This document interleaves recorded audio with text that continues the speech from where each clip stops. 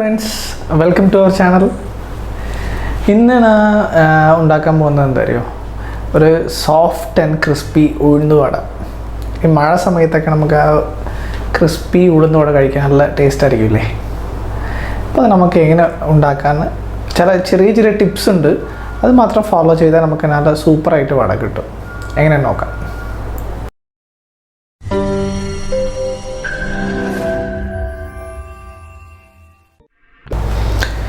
ഇന്ന് ഞാൻ ഇവിടെ ഒരു നാഴി ഉഴുന്നാണ് എടുത്തിട്ടുള്ളത്.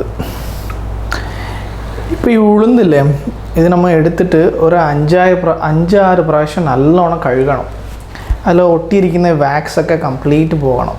കഴുകി കഴിയുമ്പോൾ വെള്ളം ക്ലിയർ ആവും. അത്ര പ്രാവശ്യം ഒരു 5 പ്രാവശ്യമെങ്കിലും കഴുകണം.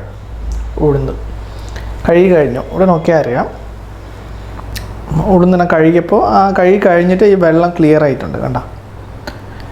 ഇനി നമുക്ക് ഈ ഉഴുന്നിനെ വെള്ളത്തിലിട്ടിട്ട് ഒരു 2 മണിക്കൂറെങ്കിലും സോക്ക് ചെയ്ത് വെക്കണം.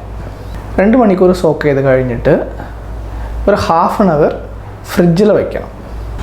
അതെന്താ അറിയോ, നമുക്ക് മിക്സിയിലെ മാവ് അരയ്ക്കുമ്പോൾ ചൂട് നല്ലോണം ഹീറ്റ് പ്രൊഡ്യൂസ് ആവും. അപ്പോൾ ഫ്രിഡ്ജിൽ വെച്ചിട്ട് അരച്ച് കഴിഞ്ഞാൽ നമുക്ക് അത്ര ചൂടായിട്ട് ഫീൽ ആവില്ല. അപ്പോൾ മിക്സിയിൽ അരയ്ക്കുമ്പോൾ നമുക്ക് അത്ര ചൂടാകാതിരിക്കാൻ വേണ്ടിയിട്ടാണ് ഫ്രിഡ്ജിൽ വയ്ക്കുന്നത്. ഗ്രൈൻഡറിൽ അരയ്ക്കുന്നുണ്ടെങ്കിൽ നമുക്ക് ഫ്രിഡ്ജിൽ വയ്ക്കേണ്ട ആവശ്യമില്ല. 2 മണിക്കൂർ പുറത്ത് തന്നെ സോക്ക് ചെയ്ത് വെച്ചാൽ മതി. ഇപ്പോൾ ഇതിന് മാവ് ആട്ടാം നമുക്ക്. അപ്പോൾ അത് മാവ് ആട്ടതിൽ ചില ട്രിക്സൊക്കെ ഉണ്ട്. അതെങ്ങനെ ആട്ടാൻ നമുക്കിപ്പോൾ നോക്കാം. ഇപ്പോൾ നമ്മൾ സോക്ക് ചെയ്ത് വെച്ച വെള്ളം മുഴുവനും കളയണം. എന്നിട്ട് വെള്ളം ഒളിക്കാതെ വേണം ഇത് മിക്സിയിലിട്ട് അരയ്ക്കാൻ. ഇപ്പം മിക്സിയിലിട്ട് അരയ്ക്കാം. അപ്പോൾ അരയ്ക്കുമ്പോൾ ഇടയ്ക്ക് സ്റ്റോപ്പ് ചെയ്യാം. സ്റ്റോപ്പ് ചെയ്തിട്ട് ഒരു സ്പൂൺ കൊണ്ട് ഈ സൈഡൊക്കെ ഇങ്ങനെ ഇളക്കി കൊടുക്കണം. പിന്നെയും അരയ്ക്കാം.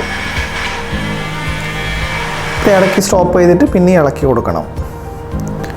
ഇപ്പോൾ ഒരുപാട് ഡ്രൈ ആവുമെന്ന് തോന്നുന്നുണ്ടെങ്കിൽ ഒരു സ്പൂൺ ഇല്ല 2 സ്പൂൺ വെള്ളം മാത്രമേ ഒഴിക്കാവൂ. വെള്ളം കൂടുതലാകാൻ പാടില്ല. അങ്ങനെ ആയിക്കഴിഞ്ഞാൽ നമുക്ക് വട ഉണ്ടാക്കുന്ന സമയത്ത് ഹോൾ ഇടാൻ പറ്റില്ല, ഭയങ്കര വെള്ളമായിട്ട് തോന്നും. ഇങ്ങനെ ഒരു 5 to 7 മിനിറ്റ്സ് നമുക്ക് അരയ്ക്കാം. അത് കഴിഞ്ഞിട്ട് നമുക്ക് എടുക്കാം. ഇപ്പോൾ മാവ് നല്ലപോലെ സോഫ്റ്റായിട്ട് വന്നിട്ടുണ്ട്, കണ്ട. ഇനി മാവിനെടുക്കാം നമുക്ക്. ഇതൊരു ബീറ്റർ വെച്ചിട്ട് നല്ലോണം ബീറ്റ് ചെയ്യണം.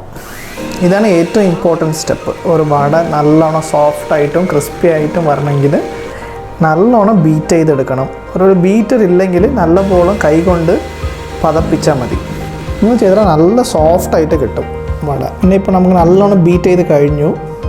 ഇപ്പോൾ നമുക്ക് മാവ് അരച്ച ഉടനെ തന്നെ നമുക്ക് വട ചുട്ടെടുക്കണം. അതെന്താ അറിയോ, ഇപ്പോൾ മാവ് ഉണ്ടാക്കിയിട്ട് കുറച്ച് കഴിഞ്ഞിട്ട് ചുട്ട് കഴിഞ്ഞാൽ നല്ലോണം എണ്ണ കുടിക്കും. അപ്പോൾ വട ഭയങ്കര ഓയിലി ആയി പോവും. ഇതിൽ 1 സ്പൂൺ കായപ്പൊടി, പിന്നെ ആവശ്യത്തിന് ഉപ്പ്, ഇഞ്ചി ചെറുതായിട്ട് അരിഞ്ഞ് 2 സ്പൂൺ ഇഞ്ചി ഇടാം. പിന്നെ 2 പച്ചമുളക്, അതും കൂടി നല്ലോണം അരിഞ്ഞിടാം. ഇത്ര മതി, വേറെ ഒന്നും ഇടവേണ്ട. ഈ സവോളയോ ഇല്ല ഓണിയൻ ഒന്നും ഇടവേണ്ട. ഈ സോൾട്ട്, ഇഞ്ചി, പച്ചമുളക്, കായപ്പൊടി ഇത്ര മതി. ഇപ്പോൾ ഒന്നും കൂടി സ്പൂൺ വെച്ച് നല്ലോണം മിക്സ് ആക്കാം. ഇപ്പോൾ വട ഉണ്ടാക്കാനുള്ള ബാറ്റർ നമുക്ക് റെഡിയായി. ഇപ്പോൾ നമുക്ക് കൈ വെള്ളത്തിൽ മുക്കിയിട്ട് ഈ മാവ് കയ്യിലെടുത്ത് ഹോളിട്ട് വട ഷേപ്പിൽ ഉണ്ടാക്കാം. അപ്പോൾ കയ്യിലെ മാവ് ഒട്ടില്ല. ഇതിനാണ് ഇപ്പോൾ എണ്ണയിൽ ചുട്ടെടുക്കുന്നുണ്ട്. എണ്ണയുടെ ചൂട് ഇപ്പോൾ മീഡിയം ടു ഒരു ഹൈ ഹീറ്റിൽ നമുക്ക് വയ്ക്കാം. ഇപ്പോൾ 2 സൈഡും നല്ല ബ്രൗൺ ആകുന്നവരെ നല്ലോണം ഫ്രൈ ചെയ്യാം.